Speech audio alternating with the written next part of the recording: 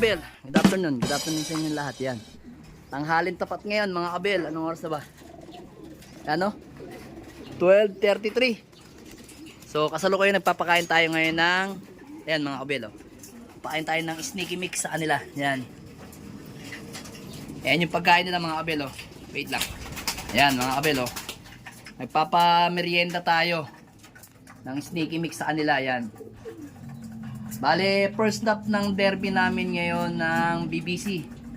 First stop Young Bird. 5 yan. Pero yung dalawa dyan is galing sa San Jose, Bulacan. San Jose, Nueva Ecija.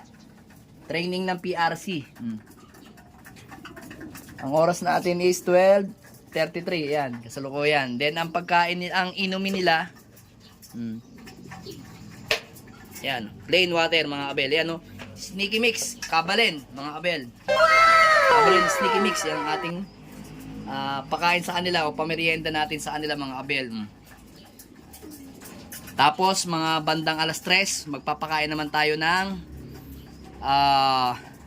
regular mix. Ganyan lang yung ginagawa ko every Friday mga kabel sa mga ibon ko. So doon sa mga nagtatanong sa akin, anong oras daw ako nagpapakain sa mga ibon ko pagka hapon? So ako nagpapakain ako alas 3. Basta pagkatapos kong magpakain ng alas 3, ano mga kabel, yun na, magbibigay na ako ng vitamins. So yung binibigay natin mga vitamins is yung kulay, yung kulay puti sa capsule, yan. Yan lang yung binibigay natin, wala na tayong ibang pabaon. Dati gumagamit tayo ng mga B12 na kulay pink, ngayon hindi na ako nagamit nun mga kabel. Sa mga breeder ko na lang, yung mga natira ko, binibigay ko na lang sa mga breeder. Yan, ayan natin sila kumain dyan para maganda yung nila, enerhiya para sa Sunday na labanan. Ganyan lang yung ginagawa ko mga kabel, hindi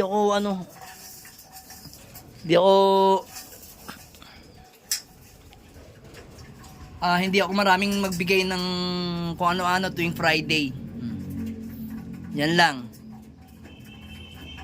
Pakita ko sa inyo yung binibigay ko mga kabel na kulay puti. Ito tayo dito. Yan yung mga breeder natin dyan. Oh. Init, sobra mga kabel. Kita nyo, sobrang init. Oh. Ayun, nandun nga pala yung mga breeder natin. Ay, mga flyer natin. Ayun, oh. Nandun sa aviary. Kasi yung aviary na yan, diyan ko nilalagay pagka yung mga hindi nakalaban. Sa Friday kasi, pinagpapahinga ko yung mga ibang ibon ko kasi pagkasama yung mga young bird na yan, ang ginagawa nila, ini-stress nila yung mga nakalaban nating ibon. So ito mga kabel, ito nga yung natin, binibigay natin. Ayan ito mga kabel, baka maghanap kayo ng ganitong lalagyanan Ayan Hikari Ultra, hindi po yan, lalagyanan lang po yan. Yan po yung lalagyanan ng anak ko na babae. Hindi ko alam kung pang to. Basta binigay lang sa akin, sabi sa akin ng anak ko, Daddy, baka magamit mo yung lalagyanan ng mga capsule, di ba? Nabili ka ng mga empty capsule, baka lalagyanan mo. Hugasan mo na lang. Yan. Ito lang po yung nilalagay ko mga kabel. Pinababaon ko sa kanila, yan. Yan, kulay puti na yan. Ay, manalaglag. Nalaglag na nga. So, yan mga kabel, pasensya na, nalaglag yung dalawa. Yan, dinampot ko lang. Yan. Yan lang yung binibigay natin sa kanilang pabaon mga kabel. Wala namang sikreto dyan. So, more on yan, more on calcium yan mga kabel. Kayo na lang mag-analyze kung ano yan. Basta yan Turo ko na lang sa inyo pagka pumayag na yung kaibigan ko na maituro namin yan. So, kailangan nga lang muna namin kailangan ko muna mapag-champion ng ibon ko bago ako magturo sa inyo ng ganitong mga ginagamit ko. Kasi mahirap naman magturo ng mga vitamins tapos hindi pa tayo nananalo. So ito, pangalawang beses pa lang natin gagamit nito mga kabel. So ginamit nga natin to sa PPCP at saka, bali ano na ba to? Tama, ginamit natin ito sa BBC Junior, yung contender natin hanggang Santa Ana, yun, hindi lang nakauwi, hindi lang tayo sinuwerte. Basta ito yung gamit natin. Binibigay ko to sa kanila bago ikarga yung ibon. Yan Yan lang, wala na ibang combination. Kasi Friday naman, hindi naman kailangan ng maraming binibigay na vitamin sa ibon. Tapos mga kabel, plain water lang binibigay natin sa ibon natin. Hindi na tayo nagbibigay kung ano-ano pa. sa mga ibon natin. Kasi mahirap nga naman. Marami pa nga akong stock dito na gamot eh. Kung makikita nyo, mapapansin niyo. Ito mga abel, pakita ko sa inyo. Ayan o. Ayan o. May mga iba pa akong mga gamot na hindi nagamit dito. Yan o. Ito, Bipollen yan. Gamit natin yan. Bipollen. Yan. Arrival. Ginagamit ko yan. Arrival. Ayan yung, meron pa ako dito ano, yan o. Yung ating, yan o. Yung ating, tawag dito, wild honey. Yan. Yung in-order natin. O yan, yung sinasabi ko sa inyo. Yung kulay pink na B12 at saka yung multivitamins. Yan. Pambreeder ko na lang ginagamit yan. Tapos ito naman, ay wala na pa rin laman to. Pang ano ko to. Pambigay ko sa mga ibon na mga sisiw. Ayan lang. Ito pa oh. Protolite sa mga breeder ko para hindi sila tamaan ng mga sakit. Ayan lang. Yan lang yung mga gamit ko. Natural lang oh. Wala namang iba. Meron pa ako dito. Ito. Ginagamit ko na lang itong Vitabolicon to sa ano.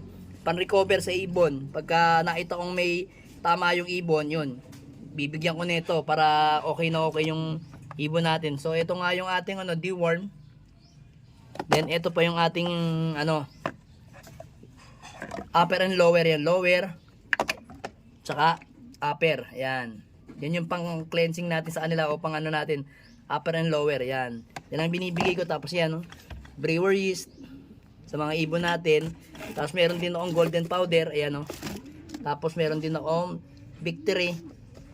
Yan. Ito nga yun. Ito nga yung lalagyanan ko. Yun. No? Ito yan. Iisa lang yan. Yung dalawang yan. Then ito yung ating calcium. Tapos may molasses tayo. Yan, yung pantimpla natin yan sa ano. Pantimpla natin yan sa mga herbiotic, probiotic at saka ano. Prebiotic, probiotic at saka herbiotic. Yan yung mga ginagamit lang natin. Wala na tayong ibang ginagamit mga kabel. Yan lang. Kasi hindi na natin papahirapan yung ating pag-aalaga sa mga ibon. So karamihan doon sa mga binibigay ko dito is mga vitamins na lang ng mga breeder ko. Konti lang sa mga flyer ko mga abel. So check nga natin yung mga ano natin. Yung pinakain natin dito. Ayan, ubos na mga abel oh. Ayan, ubos na yung pagkain nila. Mamaya na lang uli.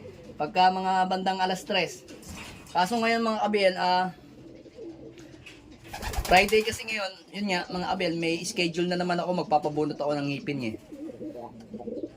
Kailangan na kasi na ano na yung ngipin ko, medyo naiilang na ako doon sa ngipin ko doon sa isang parang pina-jacket ko.